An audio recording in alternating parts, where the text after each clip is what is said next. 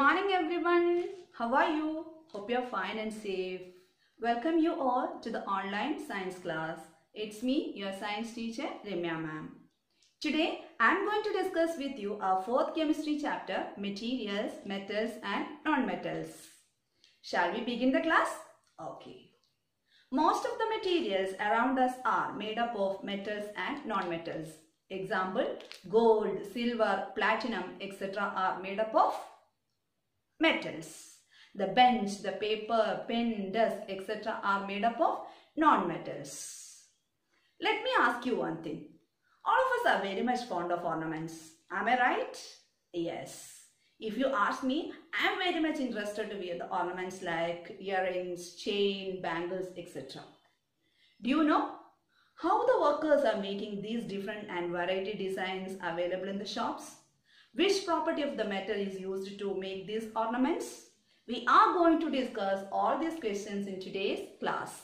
At the end of today's class, you will learn about the physical properties of metals and some chemical properties of non-metals. Now we can discuss about the physical properties of metals and non-metals. First physical property of the metal, metals are hard. And in case of non-metals, non-metals are soft,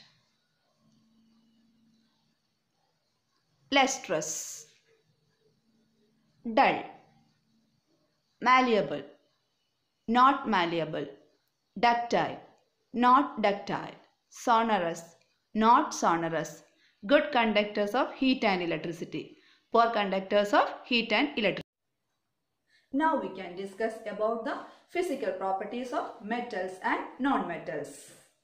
Before discussing the physical properties of metals and non-metals, let me tell you one thing.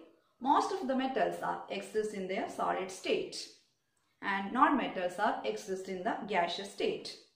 That is, metals are generally solids and non-metals are generally gases. Okay. Now we can discuss the physical properties of metals and non-metals. If I told you to break an iron piece, is it easy for you to break it? Why? Because iron is the hardest substance. So in general, metals are hard. And if I told you to break a pencil lead, it is very easy for you to break it. Right? Why? Because pencil lead is soft. And this pencil lead is made of non-metal. So can we conclude then? We can conclude that metals are hard and non-metals are soft. So which is the first physical property of the metal? Metals are hard and non-metals are soft. Hardness is the first property of metal, but there are some metals which are soft like sodium, lithium, gallium, cesium, potassium. Among these, sodium and potassium can be cut with knife. Metals are generally exist in solid state, but the metal mercury exists in liquid state. That is, mercury is a liquid metal. Non-metals are generally exist in gaseous state, but the non-metal bromine exists in liquid state. That is, bromine is a liquid non-metal. Non-metals are soft in nature. Now we can compare the appearance of both metals and non-metals. For example, gold. How it looks like? Is it shiny? Yes. Gold is a shining object, right? So what is that? That is the next property of the metal, which is known as lustrous or metallic luster. So what is metallic luster? Metallic luster means metals are shining. Metals have shining appearance. And in case of non-metals, see, it is a very easy example is your pencil lead. It is made up of carbon. How it looks like? Is it shining? No. So non-metals are not shining, but we can say that they are dull in appearance. So metals are shining. That is lustrous or metallic luster. But non-metals are not shining, they are dull. Metals have luster or metallic luster. This means they are shiny. Example, gold, copper, silver, iron, etc. Non-metals are not lustrous, which means they are dull. Did you see aluminum sheets used as a roofing for the houses? Have you ever seen blacksmiths making the tools or goldsmiths making the jewelry? Aluminium, gold, etc. exist in solid state. How is it possible to change the solid aluminium or gold into different shapes? Yes, that we are going to study as the next physical property of the metal. Which is that property? Malleability. Then what is malleability? Malleability is the process in which a metal can be beaten into thin sheets. What is malleability? Malleability is the process in which metal can be beaten into thin sheets. The property of metal by which they can be beaten into thin sheets, that is malleability. When we talk about the non-metals, is it possible to change the shape of the non-metal by beating them? Examples like, pencil, lead, bench, desk, etc. Is it possible to change their shape by beating? If we try to do that, they will change into pieces or they become pieces. That means non-metals are not malleable. Metals are malleable and non-metals are not malleable. Malleability is the process in which metals can be beaten into thin sheets or metal hammered into thin sheet. Gold is the most malleable metal. Where do you find the use of aluminium or copper wires? These aluminium or copper wires are used in electrical circuits as the connection wires. How is it possible to change the solid aluminium or copper into wires? Of course it is possible. That is the property we are going to discuss as the next physical property of the metals. Ductility. What is ductility? Ductility is the process in which metals can be drawn into wires. Ductility is the process in which metals can be drawn into wires. The property of metal by which it can be drawn into wires. Have you ever seen the wire made of coal? Definitely not. That means non-metals are not ductile. We cannot change the shape of a non-metal into wires. In total, metals are ductile and non-metals are not ductile. Where do you find the use of aluminium or copper wires? These aluminium or copper wires are used in electrical circuits as the connection wires.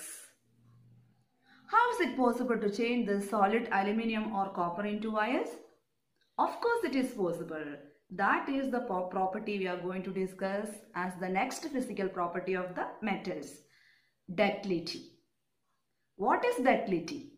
Ductility is the process in which metals can be drawn into wires. Ductility is the process in which metals can be drawn into wires.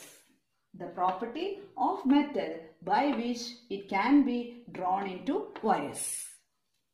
Have you ever seen the wire made of coal? Definitely not.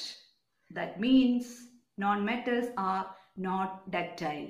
We cannot change the shape of a non-metal into wires. In total, metals are ductile and non-metals are not ductile. Metals are ductile, that is, they can be drawn into thin wires. Example, gold, copper, silver, iron, etc.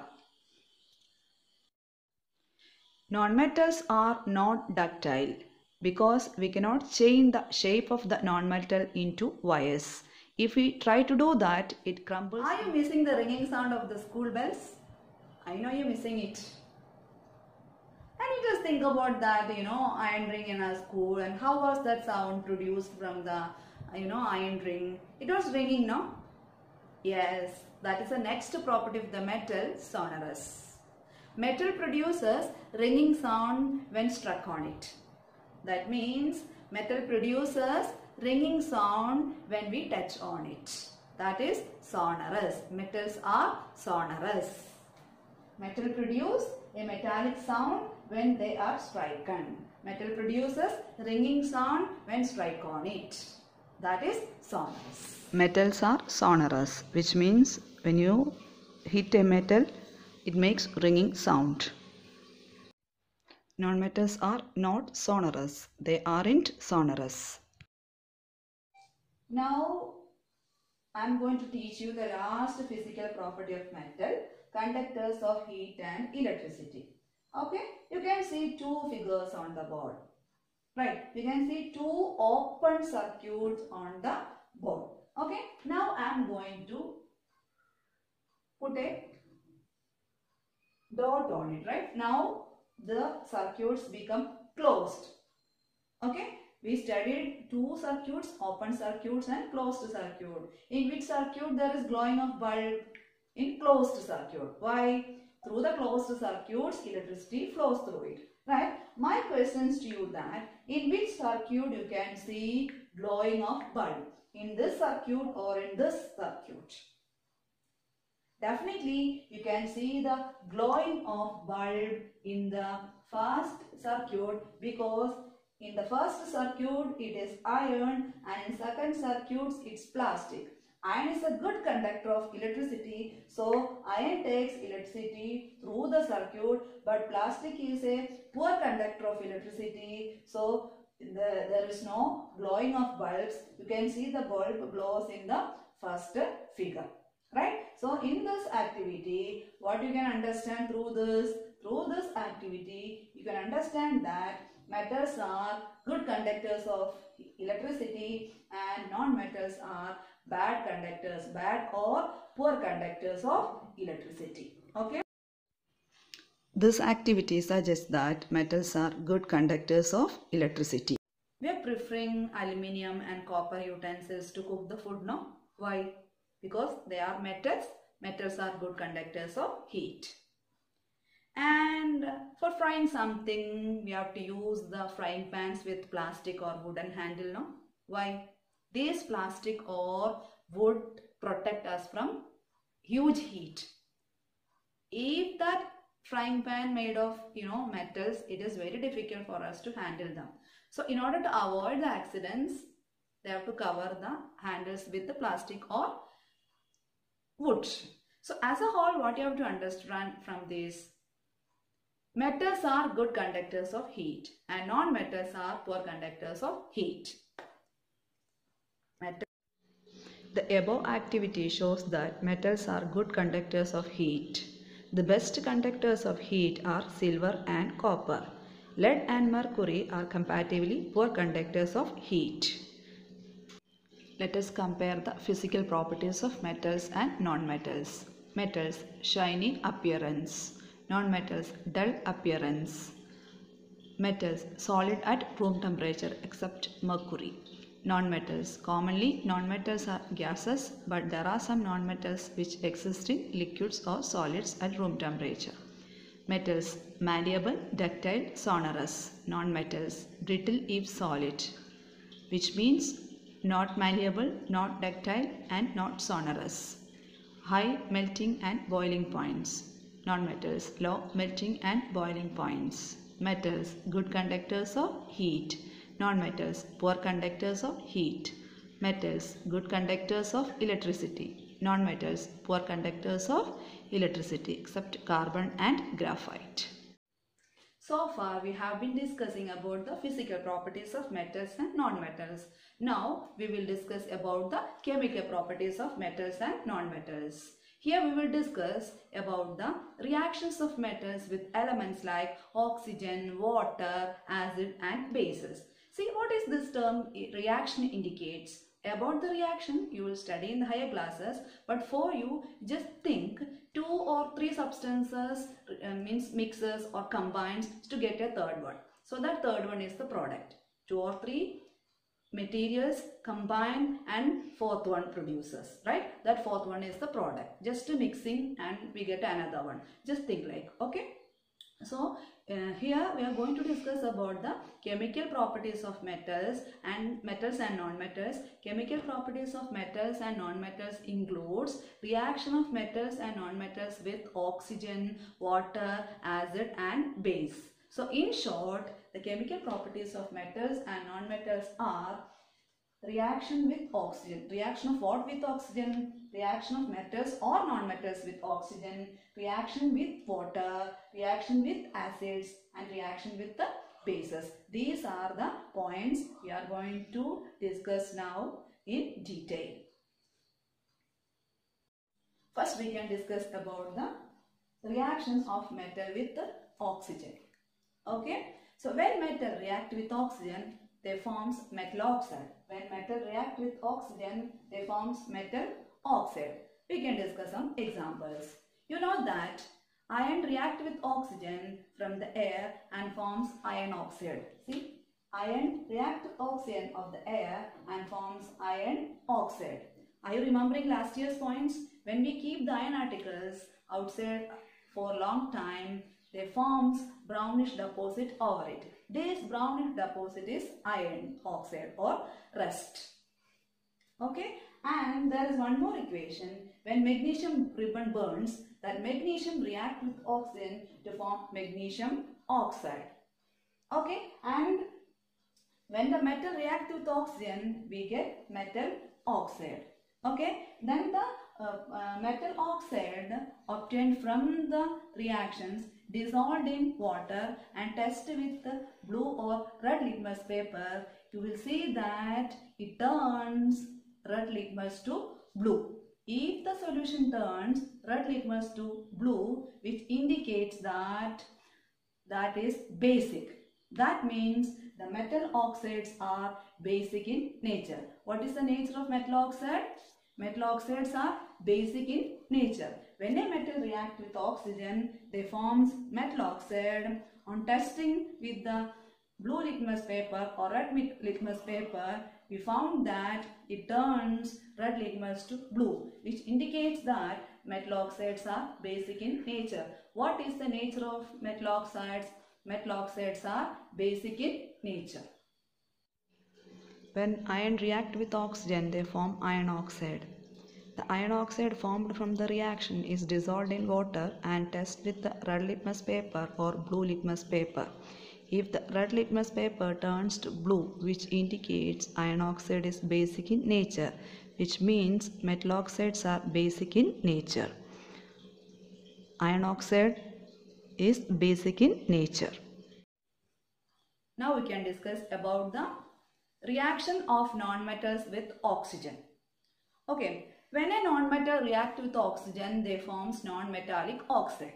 When a nonmetal reacts with oxygen, they forms nonmetallic oxide. See, nonmetal plus oxygen give nonmetallic oxide. And here are some examples. When sulfur reacts with oxygen, they form sulfur dioxide. And when carbon reacts with oxygen, forms carbon dioxide. So these sulfur dioxide and carbon dioxides are the examples of non-metallic oxide. So when the non-metal react with oxygen, they form non-metallic oxide.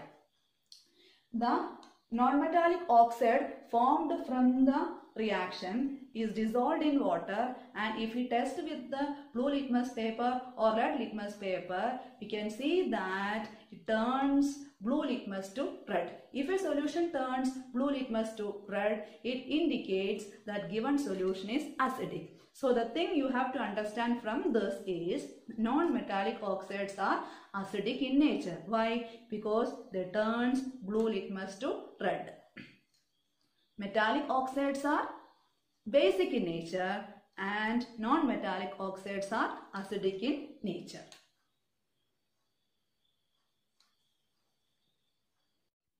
The sulfur reacts with oxygen to form sulfur dioxide. The sulfur dioxide obtained from the reaction is dissolved in water and tested with blue litmus paper or red litmus paper.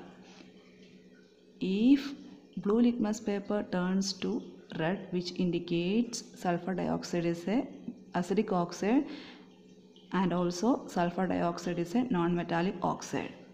So in general, non-metallic oxides are acidic in nature. Next one is reaction of metals with the water. Some metals are highly reactive in water.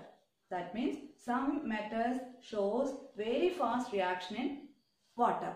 For example, sodium, potassium are highly reactive in water. That means they shows very fast reaction, or their reaction is very much powerful in water. When they get contact with the water, they suddenly burst it out, or they produces explosion. That much fast reaction it shows with the water. So if we keep these metals outside without any precaution or protection, is highly dangerous, right? So in order to avoid the accidental fires produced by these metals with water, we can store these metals inside the kerosene. Why? These metals do not react with the kerosene. So in order to avoid the accidents, we can store the sodium or potassium inside the kerosene. Why sodium and potassium stored inside the kerosene? Because they are highly reactive in water as well as oxygen. They are highly reactive in water as well as oxygen. So in order to protect these metals, or in order to avoid the contact between these metals and oxygen water, we can store these metals inside the kerosene. Okay, then non-metals generally do not react with the water. That means there is no reaction between non-metals and water.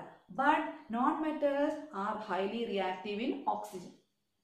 Non-metals are highly reactive in oxygen. For example, phosphorus is highly reactive in air. When we expose phosphorus into the air, it starts it starts to produce vigorous reaction. Why? Because phosphorus is highly reactive in air. So in order to avoid the contact between phosphorus and oxygen or air, we can store this phosphorus in water. Why? As I told you, non-metals do not react with water, or non-metals do not shows reaction towards water. Phosphorus is a non-metal, so there is no reaction between phosphorus and water, but phosphorus is highly reactive in water. In order to avoid the contact between the phosphorus and air, we can store this phosphorus inside the water. Look at here, which are the two metals highly reactive in water? Sodium and potassium highly reactive in water, and phosphorus is highly reactive in air. Why phosphorus is stored in water? Because phosphorus is highly reactive in oxygen. So in order to avoid the contact between the phosphorus and oxygen, we can store them in the water. Why these two store in kerosene? Because these two metals are highly reactive in water, or water as well as air. So in order to avoid the contact between these two, we can store them inside the water. Sodium and potassium vigorously react with the water. Remaining chemical properties, reaction with acids and reaction with bases, we will discuss in the next video. And watch the video carefully, understand the concepts and study well.